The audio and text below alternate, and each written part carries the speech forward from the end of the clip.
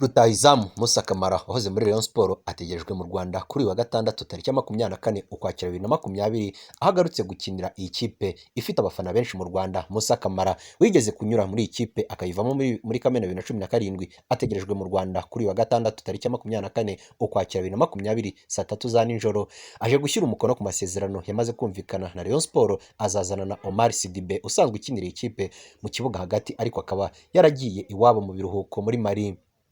Mbere kuva muri Rayon Sports, uyu rutahizamu ukomoka muri Mali yasize yifashije gutwara igikombe cya shampiyona cya 2017. Uwo mwaka yayitsindiye ibitego 10 mu mikino 19, hahise yerekeza mu Misiri muri Ismail Sporting Club yo mu Misiri aguzwe ibihumbi 50 by'amadolari y'Amerika. Muri 2018 Kamara yerekeje muri Obeidja yo muri Algeria ayimaramo umwaka umwe. Muri 2020 yasinyiye Solah Sporting Club yo muri Oman, ari nayo yari arimo gukinira kugeza ubu ngubu.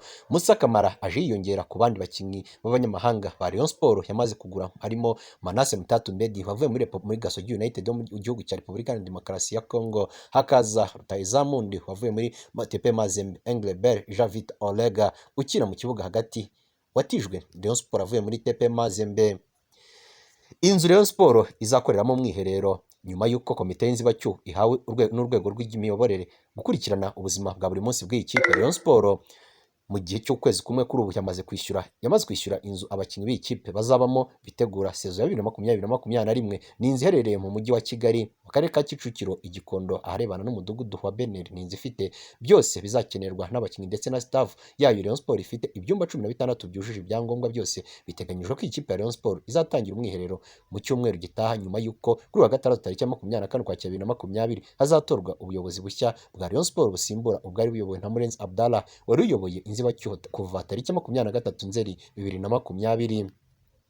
Uretse gushaka inzu izabamo abakinnyi ba Rayon Sports mu mwiherero, komite y'inzibacyuho ya Rayon Sports igizwe na Murenzi Abdallah, Twagirayezu Stade na Maître Nyirihirwe Hilale. Isize Rayon Sports ibonye aho ikorera office iherereye muri Kimihurura. Murenzi Abdallah uyoboye Rayon Sports mu nzibacyuho aheruka gutangariza H. Innocent ko bishimiye ko ibi babyiyemeje bari kubigeraho bigenda bigerwaho. Yagize ati, ndashimira cyane abagenzi banjye turi gufatanya ndetse n'abafana uburyo bakomeza kudushyigikira mu nshingano twahawe, kandi ibyinshi tukaba tumaze kubigeraho.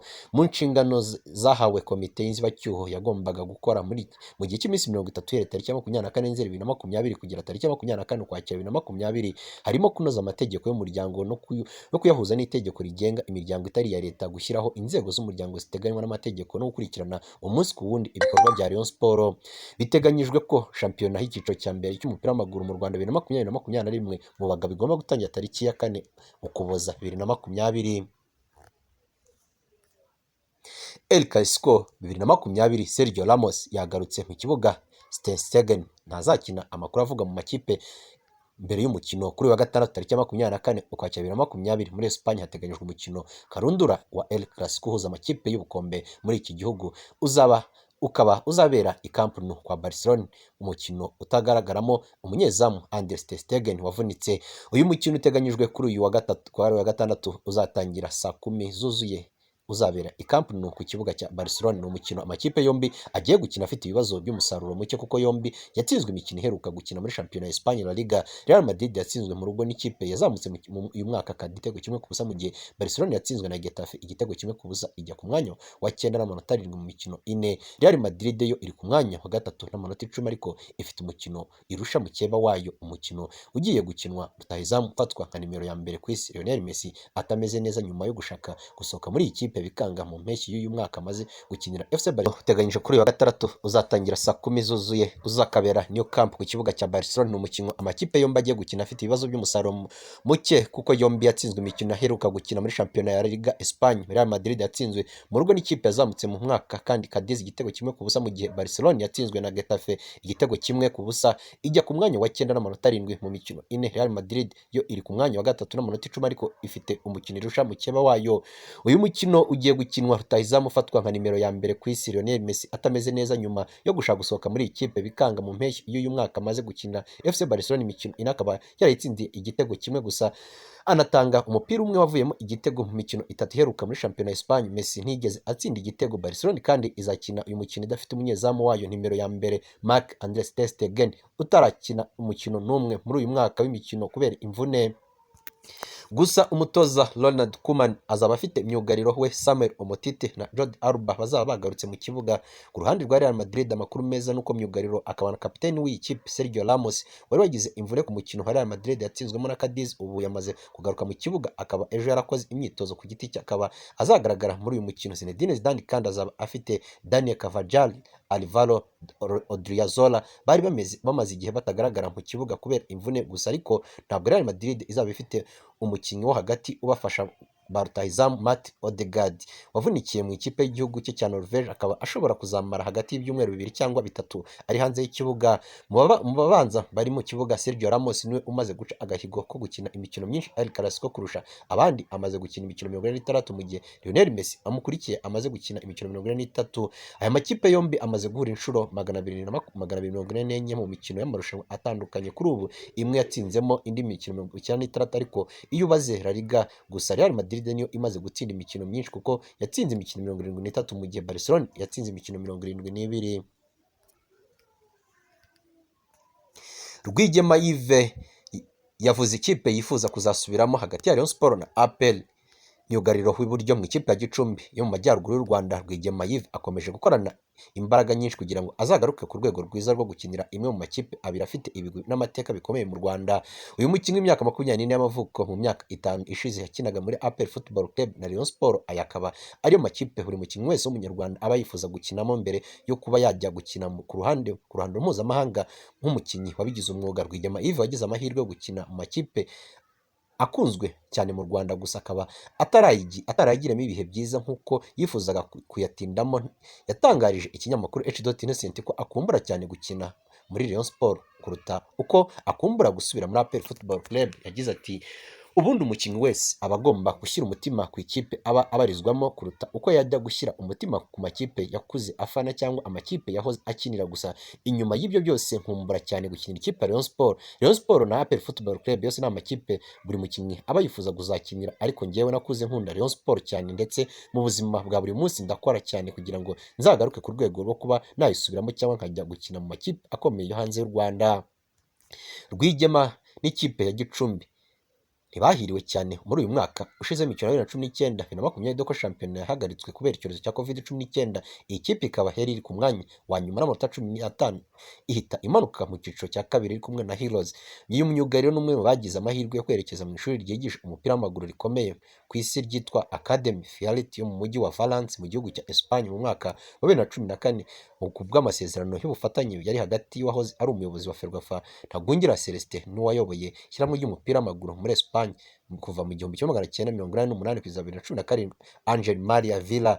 Rwigema yari kumwe n'abandi bakinnyi batandukanye aribo Nez Anderson kuri ubu wahagaritse gukina umupira w'amaguru na Nkizingabo Fiston ukinira muri AS Kigali. Bari bagiye kwiga umupira w'amaguru bamaze amezi 6 bahita bagaruka mu Rwanda aho basamiwe hejuru n'amakipe akomeye yo mu Rwanda. Rwigema na Nkizingabo Fiston basinyiye APR Football Club, Nez Anderson asinyira Police FC. Rwigema Yves akigera mu ikipe ya APR Football Club ntabwo yakunze kubona umwanya uhagije wo kubanza mu kibuga. Ibi byatumye mu tariki ya 20 Nzeri 2016 yerekeza mu ikipe ya Rayon Sport nyuma yo kuyivamo yerekeje mu yandi makipe arimo nka Miroplast FC na Bugesera FC. Kuva mu mpeshyi y'umwaka ushize akaba aribwo yasinye ikipe ya Gicumbi FC amasezerano y'imyaka 2. Uyu myugariro aracyafite amasezerano y'umwaka umwe muri Gicumbi FC azarangira muri mpera z'umwaka utaha w'imikino 2020-2021. Mu minsi ishize akaba yaragiranye ikiganiro n'ikipe ya Mukura Victory Sport, gusa ibiganiro bikaba byarajemo kidobya bituma atayisinyira nubwo ibiganiro hagati y'impande zombi bigikomeje. Mark Gove avuga ko nta mananiza yabaye hagati ya Mukura na APR Football Club. Myugariro w'iburyo Nshimiyimana Mark Gove kuri ubu udafite ikipe abarizwamo yasobanuye ko hagati ya APR Football Club ikimufitiye uburenganzira na Mukura Victory Sport yamwifuje nta mananiza yabaye hagati y'amakipe yombi. Uyu musore mu mwaka ushize imikino yakinaga ikipe ya AS Kigali, gusa uyu mwaka Eric Nshimiyimana utoza ikipe y'abanyamujyi yagaragaje ko atazamukenera cyane nyuma yo gusoza amasezerano yahise asohoka muri iyi kipe. Kuva muri AS Kigali kwa Mark Gove kwatewe nuko iyi kipe yasinyishije Rugirayabo Hassan waje kwiyongera kuri Rusheshangoga Michel uhasanzwe. Nyuma y'aho Gove aviriye muri AS Kigali yahise arambagizwa na ikipe ya Mukura Victory Sport, ndetse baranaganiriye nubwo nta kintu kigaragara ibiganiro byayo byagezeho. Aganira na H.Innocent yagize ati nibyo koko Mukura Victory Sport twigeze kuvugana ariko nta kintu gifatika ibiganiro twagiranye byagezeho. Byavuzwe ko Mukura yifuje gusinyisha uyu musore amasezerano ya burundu ariko APR Football Club ikimufitiye uburenganzira yo igashaka ko yagenda ku ntizanyo, gusa Gove ibi arabihakana akavuga ko ahubwo yaganiriye na Mukura ariko APR itari inabizi ko rero nta mananiza yigeze aba hagati ya Mukura Victory Sport na APR Football Club. Gusinya kwa Gove ntabwo APR yigeze inanizanya na Mukura Victory Sport mu masezerano nari no gukora kugira ngo nerekeze i Huye, kuko nganira na Mukura Victory Sport APR itari izi ko ibyo biganiro biriho kuba Gove yari kuba agiye kwerekeza mu ikipe ya Mukura Victory Sport. Uretse ibi byose byavuzwe, hanavuzwe ko uyu musore yamaze gusinyira ikipe ya Mukura Victory Sport, gusa we avuga ko atari byo ndetse hari n'andi makipe bari mu biganiro. Ati yego hari andi makipe tukiri kuvugana, ubwo nibikunda nzatangaza aho nzerekeza mu gihe kiri imbere. Uyu musore wakuriye mu ishuri ryigisha umupira w'amaguru ya APR Football Club Academy ndetse yaje kuzamurwa muri iyi kipe nkuru, ariko nyuma yerekeza mu ikipe ya AS Kigali nyuma y'uko atabonaga umwanya uhagije wo gukina muri APR Football Club. Uyu ni umukinnyi wakuriye mu ishuri rya APR Football Club atisabiye kuyivamo burundu cyangwa ngo ubwayo murekure burundu, iba imufitiye uburenganzira ku byemezo aba agomba gufata agana mu yindi kipe. Mu mwaka wa 2019 byavuga ko mu makipe yo mu Rwanda habururwaga abakinnyi bagera kuri 77 bakuriye mu ishuri rya APR Football Club bakaza kwerekeza mu yandi makipe y'imbere mu gihugu. Perezida wa Repubulika Paul Kagame yakurikiranye imikino y'irushanwa risoza shampiyona basket. Ku gicamunsi cyo kuri uyu wa gatanu, Perezida wa Repubulika Paul Kagame hitabiriye imikino y'irushanwa risoza amarushanwa ya basketball mu bagabo n'abagore, aho rigeze muri kimwe cya kabiri. Shampiyona y'umukino wa basketball mu bagabo n'abagore iterwa inkunga na Bank do Kigali yabaye irushanwa rya mbere rikiniwe ku butaka bw'u Rwanda kuva hageze icyorezo cya COVID-19 muri Werurwe. Kuva 2018 Ukwakira nibwo hatangiye irushanwa risoza ku wa gatandatu, aho riri kubera muri Kigali Arena mu muhezo. Perezida Paul Kagame yitabiriye imikino igeze muri kimwe cya kabiri, aho yarebye umukino wa mbere wa kimwe cya kabiri mu bagabo, aho Leg Basketball Club yasezereye APR Basketball Club ku manota 75 kuri 68. Minisitiri wa Siporo Munyangaje Aurore Mimoza, umunyamabanga uhoraho muri Minisiteri ya Siporo Shema Maboko Didier na Perezida w'ishyirahamwe nyarwanda ry'umukino wa basketball Mugwiza Desire nabo bari bakurikiranye uyu mukino. Undi mukino wabaye kuri wa gatanu ni uwa EPRC Huye Women Basketball Club yasezereyemo APR Women Basketball Club ku manota 67 kuri 52, ikaba itegereje ikipe iza gutsinda hagati ya The Hopes Rwanda n'Ubumwe Women Basketball Club. Mu bagabo Leg Basketball Club izahura ku mukino wa nyuma uteganyijwe ku wa gatandatu. Ikipe izaba komeza hagati ya Patriot Basketball Club ifite igikombe cya shampiyona giheruka na EPRC Kigali Basketball Club. Irushanwa ryatangiye ku cyumweru mu gihe hari hashize iminsi 219 amezi 7 n'iminsi 5 nta mukino cyangwa irushanwa ribera ku butaka bw'u Rwanda kuva tariki ya 14 Werurwe, ubwo Minisiteri y'Ubuzima yatangazaga ko habonetse umurwayi wa mbere wa COVID-19. Ku wa 28 Nzeri nibwo Minisiteri ya Siporo yakomoreye imikino mu Rwanda, ariko kuri ubu ishyirahamwe ry'umukino risabwa gutanga uburyo rizubahirizamo amabwiriza yo kwirinda COVID-19 mbere yo kwemererwa gusubukura amarushanwa cyangwa gutangira imyitozo ku makipe. Amakipe ya basketball yatangiye kwitoza nyuma yo gupima icyorezo cya coronavirus ku ya 29 Nzeri, mu gihe yatangiye mu mwiherero muri Hotel La Paris Nyamata ku ya 16 Ukwakira nabwo akazabanza gupimwa COVID-19. Banki ya Kigali imaze imyaka 2 itera inkunga shampiyona basketball mu Rwanda yishyuye ibisabwa byose kugira ngo amakipe 12 ari gukinira irushanwa abe hamwe mu mwiherero kuva ku ya 16 Ukwakira kugeza ku ya 24 ubwo irushanwa rizaba risozwa. Shampiyona Basketball Club igiye gusoza u Rwanda rwitegura kwakira imikino ya basket y'amatsinda A, B na D yo mu majonjora yo gushaka itike ya Afrobasket 2021 izitabirwa n'amakipe 16 ikabera i Kigali hagati ya tariki ya 24 Kanama n'iya 5 Nzeri 2021. Muri irushanwa ibihugu 11 byongera ku ikipe y'u Rwanda bizahurira i Kigali mu Gushyingo 2020, mu gihe andi makipe ane yo mu itsinda yazahurira mu mujyi wa Alexandria mu Misiri. Kimwe mu byagendewe hatoranywa aho umukino yo gushaka itike ya Afro Basketball ya 2020 abera harimo kuba byoroshye kuhakorera ingendo kandi bikajyana no kuba bitashyira ubuzima bw'abantu mu kaga, aho bizakorwa hubahirizwa amabwiriza ya FIBA arimo gupima abantu no gukorera ahantu hatekanye.